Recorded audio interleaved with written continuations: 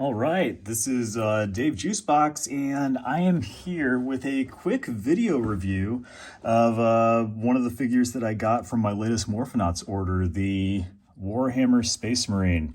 Now, you're going to have to forgive me. I am not at all familiar with this franchise. I know I know this character, but I don't know the lore behind them.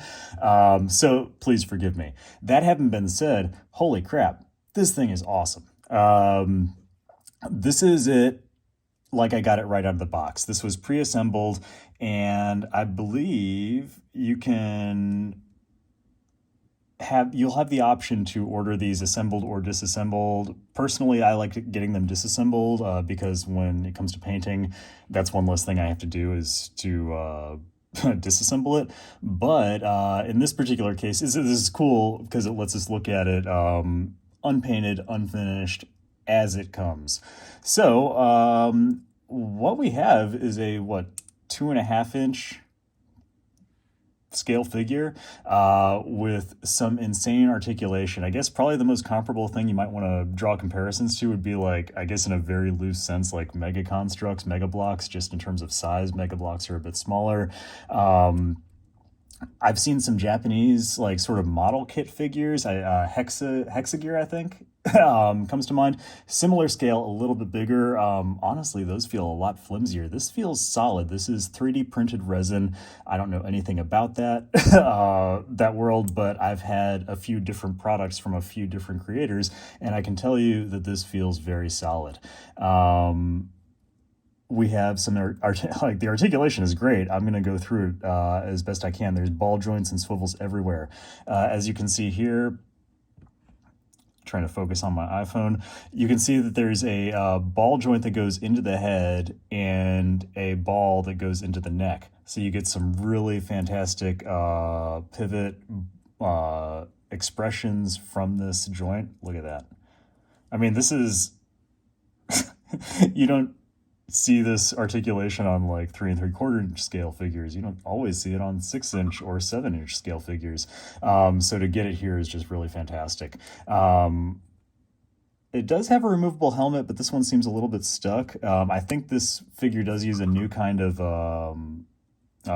resin, he had said. So either way, helmet I think is intended to come off. A little stuck here. I'm not going to worry about it too much. I'll probably just be able to heat it up and pop it off. Going down from there, here's the shoulder joints. Not sure if you can see it with the armor on. First, there's sort of a peg system here on the shoulder armor that lets it articulate with the shoulder joint. So really good design choice there.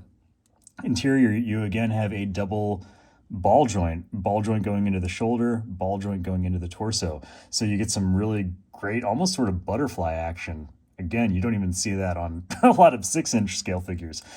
We've got a ball joint that goes into the bicep. That works more as like a swivel joint. You don't get ball range there, but then a hinge that goes into the I guess your elbow joint right there.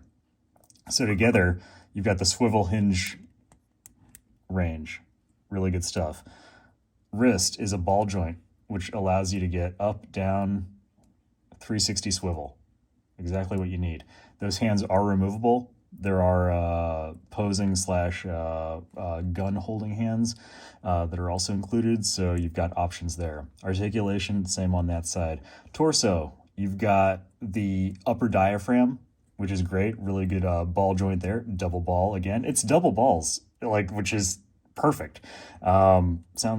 That doesn't sound good. Double balls. Yeah. Anywho, do be careful. First thing I'm noticing, and again, this is my first time looking at one of these figures, the Warhammer figures. I noticed that there's going to be some paint rub here with the plastic. You can see where those two torso joints meet. When I paint this up, I'm gonna remove some of the excess plastic with this upper torso piece, and that's going to give it a bit more clearance for the lower torso.